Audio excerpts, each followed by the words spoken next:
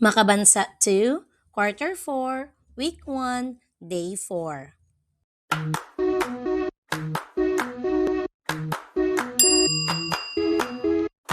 Hello, welcome to my YouTube channel. This is Chell. Please share, like, and subscribe. Thank you.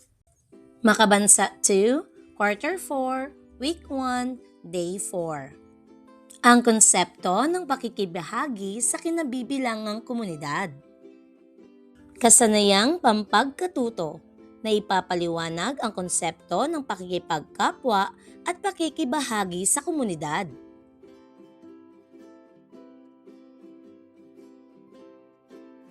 Magandang umaga sa inyo mga bata.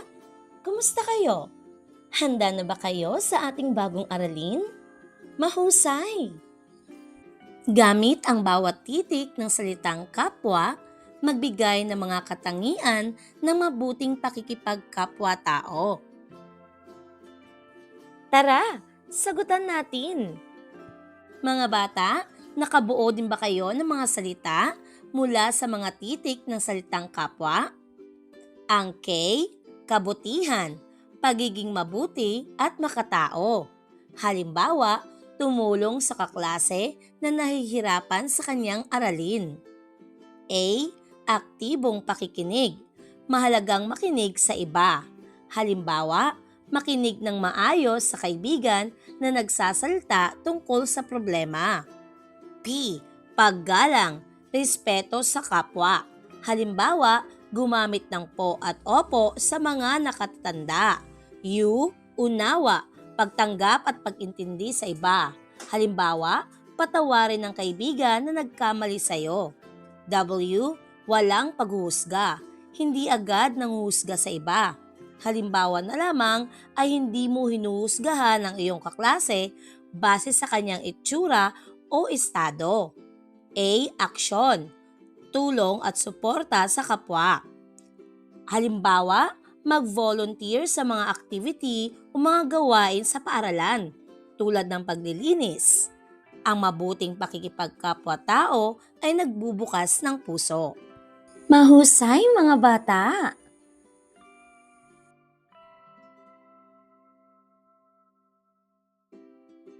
Ang layunin ng ating aralin ay natatalakay ang konsepto ng pakikibahagi sa kinabibilangang komunidad.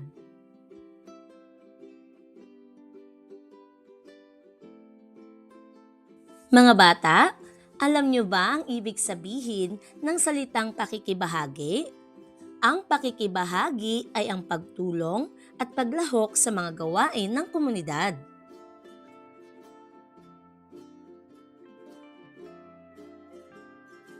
Sa puntong ito, ay papangkatin kayo sa 3 grupo. Ang bawat pangkat ay gagawa ng maikling pag-uulat tungkol sa mga sumusunod na programa sa komunidad.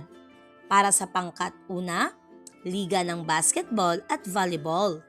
Para sa ikalawang pangkat, Pista ng Barangay. At sa ikatlong pangkat, Clean Up Drive sa Barangay.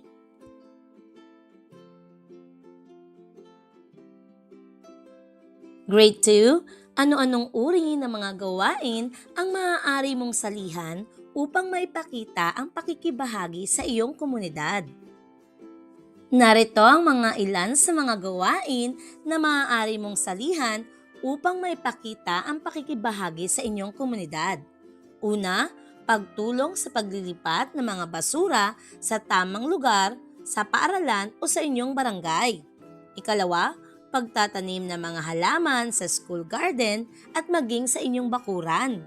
Ikatlo, pagsali sa mga paliksahan sa paaralan at sa inyong barangay, tulad ng pag-awit o pagguhit. Ikaapat, pagiging bahagi ng school cleanup drive.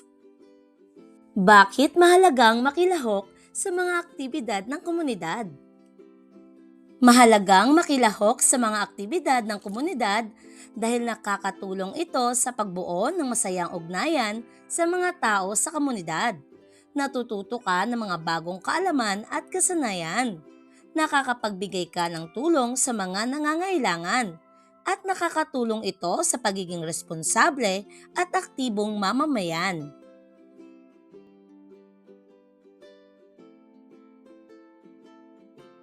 Paano nakakatulong ang pakikibahagi sa pagpapabuti ng isang komunidad? Sa anong paraan mo nais ipakita ang iyong pakikibahagi sa iyong komunidad ngayon o sa hinaharap?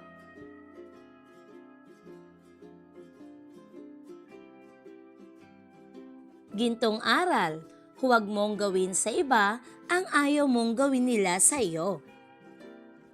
Sa pagkakataong ito, magkaroon ng malayang talakayan tungkol sa nais ipahatid ng gintong aral mula sa pilosopong si Confucius.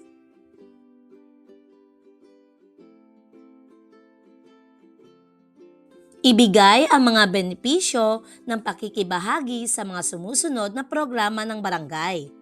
Una, clean-up drive sa barangay. Ikalawa, libreng Zumba.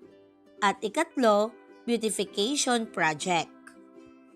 Ngayon mga bata, dito nagtatapos ang ating aralin. Nawa po ay mayroon kayong natutunan sa araw na ito. Salamat! Bye!